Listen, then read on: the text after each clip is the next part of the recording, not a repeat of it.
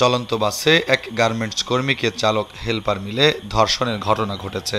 15 June রবিবার রাতে হবিগঞ্জের নবীগঞ্জ শেরপুর সড়কে এ ঘটনা ঘটে। পরে ভুক্তভোগীর চিৎকারে সড়কের 3 তালব এলাকায় স্থানীয় জনতা বাসটি থামিয়ে দেয় এবং সেনাবাহিনীর সহায়তায় বাস চালককে আটক করা হয়, কিন্তু তখন হেলপার পালিয়ে যায়।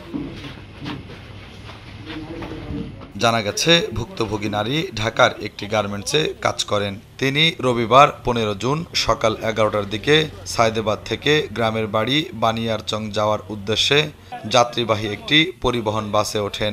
তার শায়েস্তাগঞ্জ নামার কথা থাকলেও বাসের মধ্যে ঘুমিয়ে পড়ায় শেরপুর পর্যন্ত নিয়ে যায় পরিবহন বাসটি। স্যান্ডেলিনা সো, রূপচর্চায় আভিজাত্য। পুলিশ ও স্থানীয় সূত্রে জানা যায়, রাত 10:30টার দিকে শেরপুর থেকে গার্মেন্টস কর্মী ওই যাত্রী মা এন্টারপ্রাইজ নামে একটি লোকাল বাসে করে আউশকান্দির দিকে রওনা দেন। বাসটিতে প্রাথমিক দিকে কিছু যাত্রী থাকলেও আউশকান্দি এলাকায় পৌঁছানোর পর অন্যান্য যাত্রীদের নামিয়ে দেওয়া হয়। গতকাল রাতে 10টার দিকে আমাদের আউশকান্দি থেকে নবীগঞ্জ গ্রামের রাস্তায় এনাদাবাদ বাংলাপুর নামক স্থানে এক মা এন্টারপ্রাইজে যায় লোকাল বাস। সেখানে এক যাত্রী সে ধর্ষণের শিকার হয়। প্রথমত সেই বাসের হেল্পার এবং পরবর্তীতে ড্রাইভার চলন্ত অবস্থায় তাকে বাসে ধর্ষণ করে।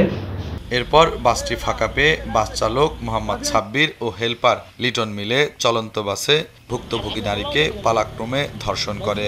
তখন সেনাবাহিনীর একটি দল ঘটনাস্থলে আসে। ওয়ারেন্ট অফিসার হারুনুর রশিদের নেতৃত্বে সেনা সদস্যরা বাস চালককে আটক করে নবীগঞ্জ থানায় হস্তান্তর করে। সোমবার 16 জুন বেলা 12টায় ঘটনাস্থল পরিদর্শন করেছেন Habiganj police super ANM Sajedur Rahman.